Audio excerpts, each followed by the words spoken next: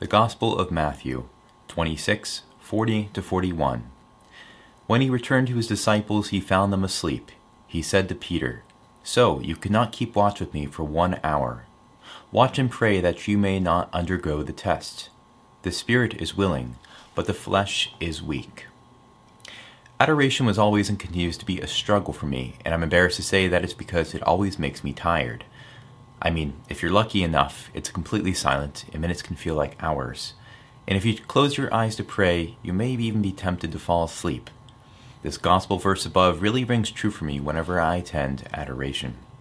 I think to myself, how many times is Jesus coming into my life and finding me asleep in the faith?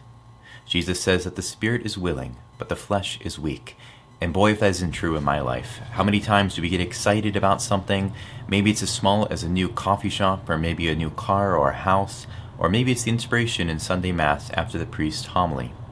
We get excited and we want to go out and live and teach the gospel, but then life happens.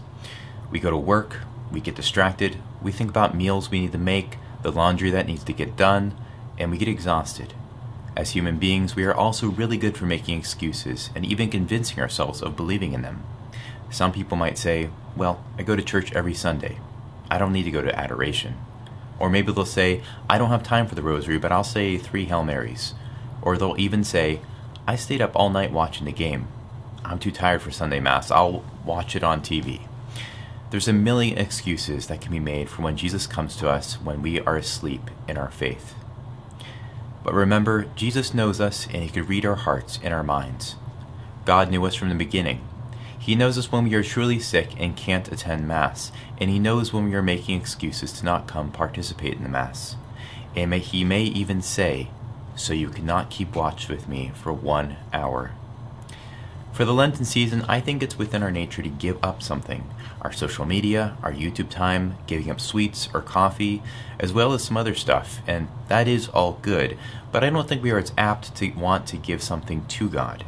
It's easier to abandon sweets and sugar for 40 days, but when it comes to surrendering an hour each day for God, we tend to shy away from it.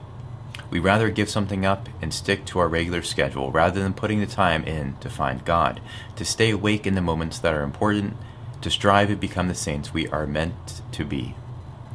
For this Lenten season, I want to challenge us as a community and as a church to give God just 1 hour a day. Pray, read the Bible, go to adoration, attend daily Mass. Whatever you choose, give that hour to God. Don't be tempted to fall asleep, and do not be discouraged if you don't feel like you are praying right or focusing hard enough in adoration. God can read your heart and your mind, and he can see the efforts to which you are trying to allow him to come closer in your life. And when we reach the Easter season, let us reflect on what we have learned about ourselves and how we want to progress on our earthly journey. Let us all continue to stay awake and to keep alert. The Gospel of Matthew 24:42-44. Therefore, stay awake, for you do not know on which day your Lord will come.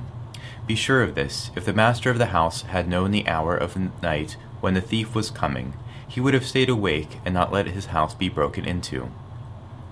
So too, you also must be prepared, for at the hour you do not expect, the Son of Man will come. God bless everyone.